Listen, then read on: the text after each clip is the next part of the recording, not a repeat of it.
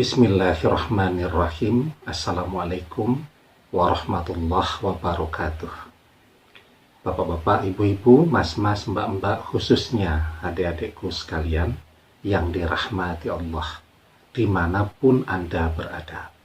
Kembali di IIP Channel bersama saya, IIP Wijayanto.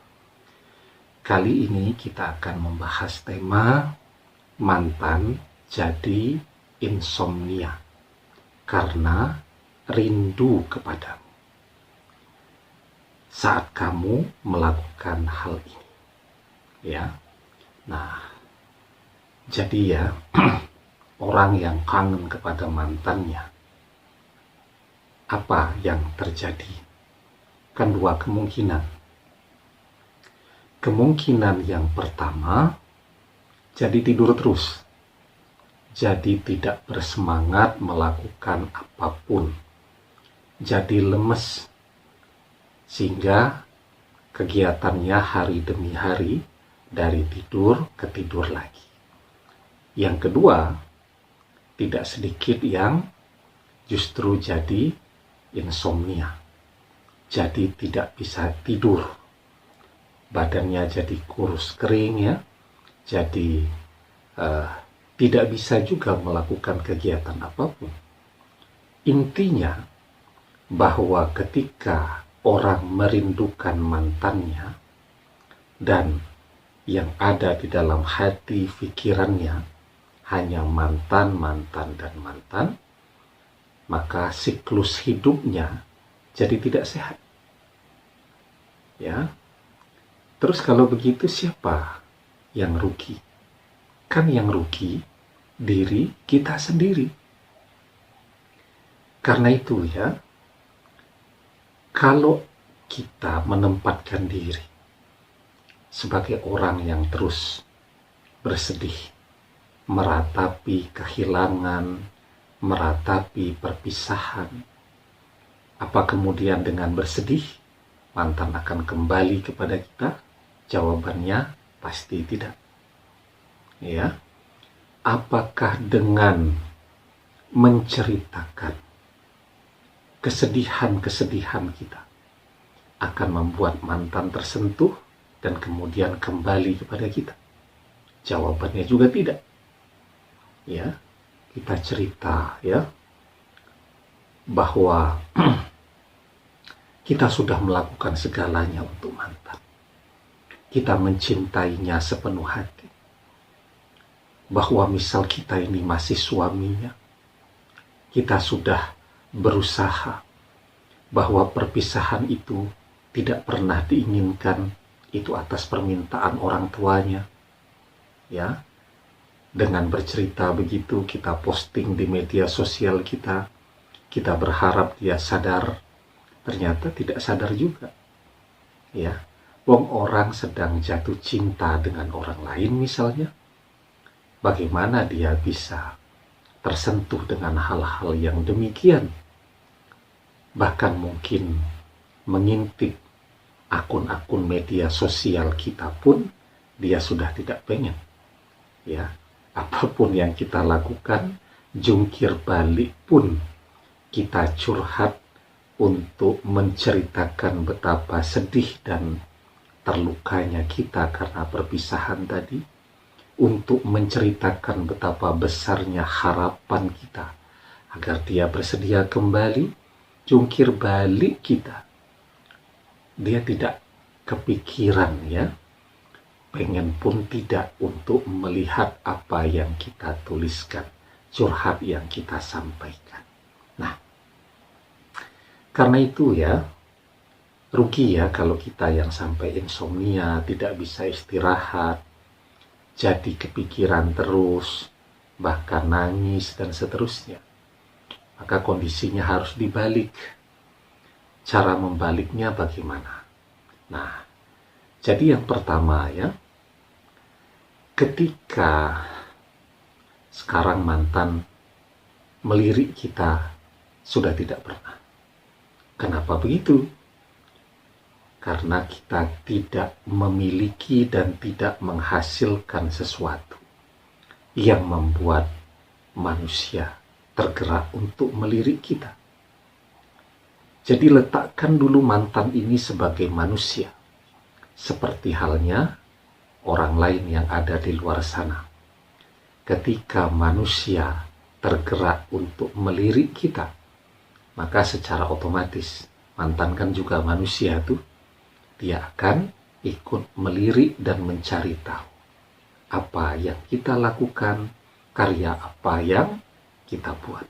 Nah, karena itu ya, agar mantan dan seluruh manusia melirik kita, maka penuhi itu ruang kehidupan manusia dengan karya-karya kita, karya yang bisa dinikmati oleh banyak orang. Contoh ya, Anda banyak kan yang jago membuat puisi, yang jago main alat musik. Dulu untuk jadi seorang musisi ya, kan sulit ya, harus bersaing di dapur rekaman, harus memilih perusahaan rekaman, pokoknya berat lah, biayanya besar. Zaman sekarang, Anda jago nulis puisi, Anda jago main gitar akustik, Anda pintar bernyanyi, sudah memenuhi seluruh hal yang dibutuhkan untuk menjadi seorang musisi yang terkenal. Anda tinggal tuliskan puisinya, Anda buat aransemen musiknya, ya, Anda rekam dengan kamera handphone Anda edit agar kelihatan lebih cakep, Anda posting di akun-akun media sosial Anda. Kalau karya Anda itu bagus ya, jadi netizen itu kan menilainya sangat objektif kan kalau dalam hal karya. Ketika memang karya itu bagus, semakin banyaklah orang yang melihat, semakin banyak pula orang yang men-share. Ya. Dan jadilah Anda terkenal. Ketika Anda terkenal, semua orang melirik Anda, termasuk mantan juga. Anda tidak bisa main musik, tapi ketika patah hati Anda banyak menulis puisi. Coba Anda buat musikalisasi puisi. Puisinya Anda isi dengan musik, tidak usah Anda bacakan, cukup teksnya saja. Karya Anda posting di media sosial. Kalau memang puisi Anda bagus, menyentuh hati, membuat banyak hati dan perasaan merasa terwakili dengan puisi Anda, maka puisi Anda akan banyak dibicarakan orang. Itu yang saya sebut penuhi ruang kehidupan ini dengan karya-karya Anda. Zaman sekarang, kalau orang mau berkarya, dia bisa presentasikan karyanya melalui media sosial apa saja. Asal orang mau berkarya, orang bisa maju. Ya. Nah, itu yang pertama ya. Yang kedua, tapi sebelum kita bahas yang kedua, yang belum subscribe, jangan lupa ya untuk memencet tombol subscribe dan menyalakan lonceng notifikasi agar Anda mendapatkan pemberitahuan video-video terbaru dari channel kesayangan kita ini. Dengan subscribe, hati, pikiran, dan doa-doa kita akan selalu terhubung. Ya, selalu terhubung. Ketika Anda berdoa, saya pun ikut merasakannya. Ya, ketika Anda berpikir, semoga demikian juga kita bisa saling mendoakan apapun yang diinginkan agar segera terkabul. Dan apapun yang Anda lihat, Anda saksikan melalui video di channel kesayangan kita ini akan menjadi ilmu yang manfaat dan berkah dunia akhirat untuk Anda semua. Amin ya Rabbal Alamin. Nah, yang kedua, Anda selalu berpikir tentang mantan sampai jadi insomnia, sulit tidur di malam hari. Ya. Kalau cuma berpikir, rasanya jadi tambah penasaran. Sehingga ketika Anda kepikiran mantan, kenapa tidak berdoa? Ya. Orang ketika berdoa, dia minta kepada Allah. Ya Allah, mantan kok begitu? Gerakkan hatinya untuk ingat kepadaku. Agar malam hari, dia juga tidak bisa tertidur sebelum mendengar suaraku. Amin. Anda berdoa. Orang berdoa itu akan merasakan rasa lega yang luar biasa. Sehingga ketika Anda selesai berdoa, insya Allah Anda bisa tidur dengan nyenyak. Ya, gantian mantan yang tergetar dengan doa Anda akan bangun. Maka yang kedua, mantan akan jadi insomnia karena kangen kepada Anda ketika Anda hujani terus dia dengan doa-doa Anda tanpa henti. Setiap Anda ingat, Anda berdoa agar dia ingat kepada Anda.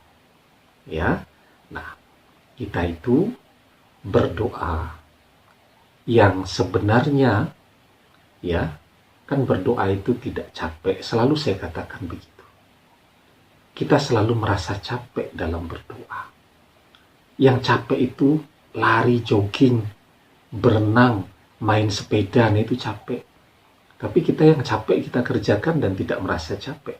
Berdoa kan duduk, mengangkat kedua tangan, kemudian menyampaikan doa, selesai. Ya, mosok kita meminta saja kita sudah tidak mau, sudah malas. Padahal cuma meminta. Ya, kalau kita tidak pernah meminta, atau kalau kita berhenti meminta, maka kapan akan diberikan? Karena itu, kewajiban kita adalah meminta. Hak kita adalah meminta. Yang harus kita manfaatkan dari hidup kita adalah meminta. Dan itu berdoa semua. Karena apa? Karena orang yang meminta kepada Allah adalah orang-orang yang Allah sayangi. Sementara orang yang tidak mau berdoa adalah orang-orang yang tidak disayangi. Di dalam sebuah hadis dijelaskan, "Man lam yas'alillaha yakhdab alaihi." Barang siapa yang tidak meminta kepada Allah, maka Allah akan murka kepadanya.